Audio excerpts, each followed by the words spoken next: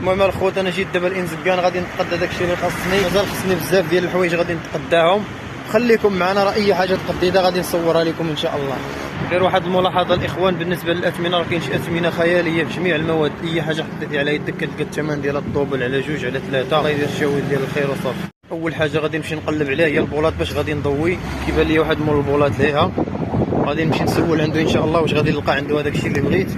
خليكم معنا الخوت. وهذاك مول البولات ما لقيتش عنده داك الشيء اللي بغيت، لقيت عنده غير هذه اللي كتشوفوا فيها دابا، ما عجبتنيش صراحه، الضوء ديالها ضعيف وباينه غيكون ما كيديش فيها الشارج بزاف. ثاني حاجه غادي نمشي نقلب عليها هي الكراسي اللي غيجلسوا عليهم الناس. بغيت شي كراسي يكونوا مزيانين ويكونوا طوال شويه طالعين، حيت دوك الكراسي اللي كانوا عندي قصارين وكانوا الناس يقولوا لي هادو راه هابطين شويه، خصك تدبر على شي كراسي يكونوا طالعين. لو تعبان اشتغل، لو محبط اشتغل، الشغل والعمل هما اللي بيغيروا. المهم الاخوان بالنسبه للبولات انا خديت 2 زوينين كيتشارجاو حتى للدار ونوريهم لكم ان شاء الله. الانسان مستحيل انه يقدر يحسن من نفسه إلا إذا عنده أمل أنه عيوبه هذه ممكن في يوم من الأيام يتغلب عليها. هذه قاعدة، قانون. فتحسين النفس على مستوى الفرد بدون أمل، صحيح. لذلك الأمل هو وقود العمل، صحيح.